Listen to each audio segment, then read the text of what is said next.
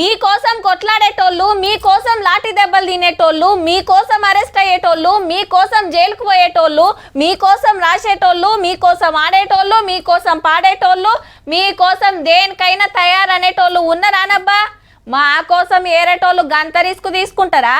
ఊకోవమ్మా ఊకో, ఏం మాట్లాడుతున్నావు అంటున్నారులే. కానీ కొందరి కోసం పక్కా ఉంటారు. కాకుంటే వాళ్ళు పార్టీల పెద్ద లీడర్ అయి ఉండాలి.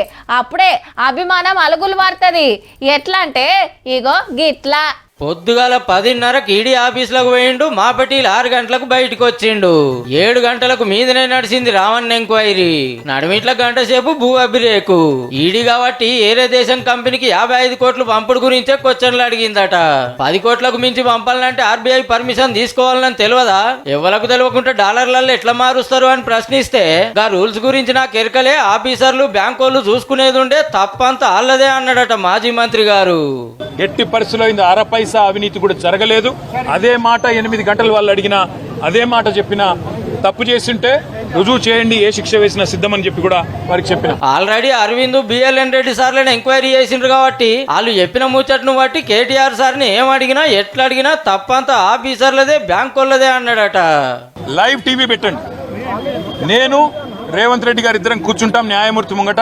మీరు ఏ ప్రశ్నను అడగండి కేసుకు సంబంధించి, ఆయన కేసు నా కేసు, ఇద్దరికి లై డిటెక్టర్ పరీక్ష పెట్టండి. లోపటంతా నిమ్మలమే గాని బయట లీడర్లు కార్యకర్తల ఆవేశం రేసింగ్ కార్ల కంటే జోరుంది.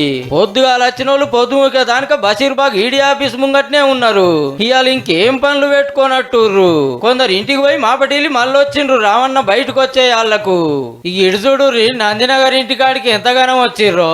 కేటీఆర్ గారికి ధైర్యం చెప్పి జులూస్ గా ఈడీ ఆఫీస్ కు పోదాం అనుకుండ్రో ఏమో. కానీ సారేమో గచ్చిబౌలి ఇంటికాంచి సీదా ఎంక్వైరీకి పోతే వాళ్ళంతా ఆడికూరుకొచ్చిండ్రు. మళ్ళా ఇక్కడ ఇంతమంది వచ్చి సహకరించిన మా మిత్రులు, మా పార్టీ నాయకులు, మా కార్యకర్తలు అందరికి హృదయపూర్వకంగా ధన్యవాదాలు. మొన్న ఏసీబీ ఇవాళ ఈడీ వాళ్ళదో మలక వీళ్ళదో మలక విచారణ నడిచింది. ఇక తర్వాత ఏమైతుందో గానీ మా లీడర్ దేనికైనా తయారని పార్టీ వాళ్ళు చెప్తాండ్రు. ఖచ్చితంగా ప్రిపేర్ అయినాడు, మా నాయకుడు ప్రిపేర్ అయినాడు.